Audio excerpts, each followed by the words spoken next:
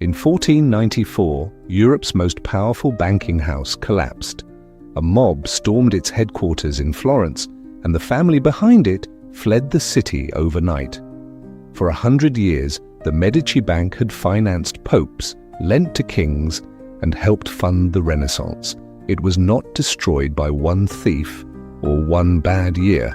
It was destroyed by 3 decisions made inside the bank itself. This is how the Medici built Europe's money network and then broke it. It began in Florence in 1397 when Giovanni de' Medici opened a modest bank. Within a generation, it had branches in Rome, Venice, London, Bruges, Lyon, and Geneva. Imagine you are a merchant in the 1400s. To buy goods abroad, you would have to carry gold across roads full of bandits. The Medici offered something far better. You could deposit your gold in Florence and collect it in London using a signed note called a bill of exchange. No gold ever traveled the road. The Medici did not invent this idea, but they built a network that could handle it across a whole continent. And they tracked every branch with double-entry bookkeeping, each payment written down twice, so missing money was easy to spot. When Cosimo de' Medici took control of the bank in 1429, banking power became political power. The bank's biggest client was the church itself, collecting its money from across Europe. Kings borrowed, popes owed, and the wealth that poured in helped the Medici fund the artists and architecture that made Renaissance Florence famous. But the system had a hidden weakness. Call it mistake number 1. Each branch was run by a manager who shared in its profits.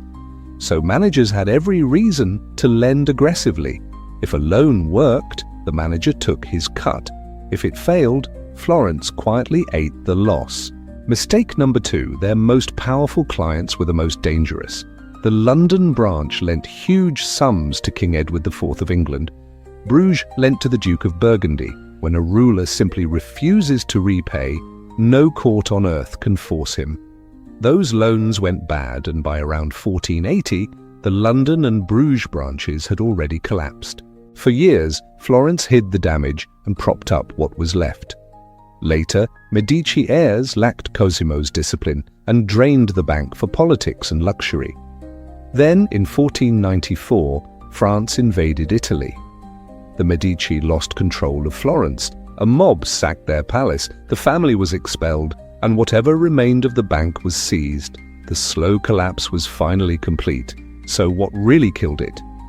Mistake number 3, it kept too little cash for a crisis. Put the 3 together. Managers rewarded for risk, borrowers too powerful to pursue, and reserves too thin to survive a shock. The Medici did not invent banking, but they showed in slow motion exactly how a great bank destroys itself. If that sounds familiar, it should. In 2008, some of the largest banks in the world failed the very same way. Reward people for risky loans, let insiders keep the profits, hide the losses, and hold too little cash for the first real shock. The names had changed, the mistakes had not. So which mistake killed the Medici Bank? Risky managers, borrowers who would not pay, or too little cash? Tell me your verdict in the comments. And the Medici were not the last family to turn a bank into an empire. That story is next on The Fortune Files.